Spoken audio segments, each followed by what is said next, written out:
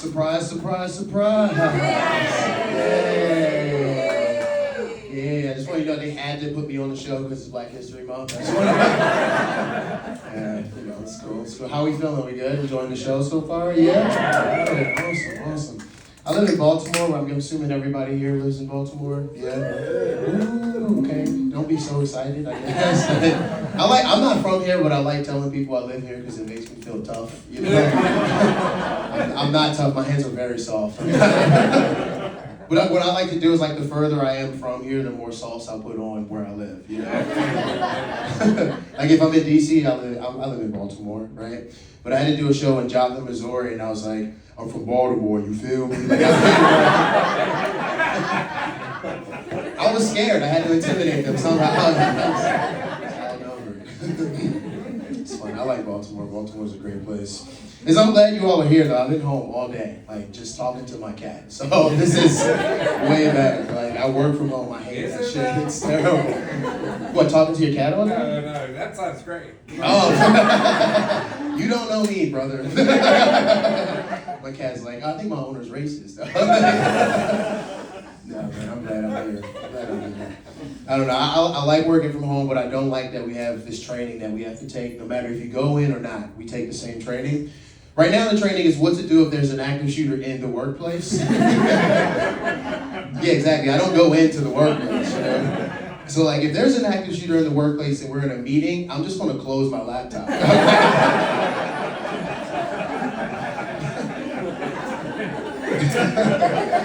I'm not an asshole. I'll pray for him, of course. Please, Lord, don't let payroll be in there, please. A caring man, you know? I asked my manager, I was like, do I have to take this training? Like, is that necessary because I don't go in? And he said it is necessary. I was like, okay, but if there's an active shooter in my workplace, it's me. I'm gonna get me. I don't know. This might be too dark, but I'm gonna say it. I think it's funny, the idea of, like, the cops finding my body in my apartment, and there's a note that says, he kept putting fish in the microwave. Like, that's it's a real whodunit type of situation.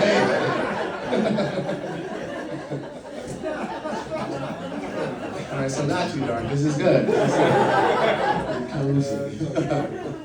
Oh man, yeah, I've been trying to go on more dates now. You know, recently single was fun. I'm learning that I have a type. I like taller women. That's my thing. I've learned. My ex-girlfriend was 6 feet tall. I'm not 6 feet tall. All right.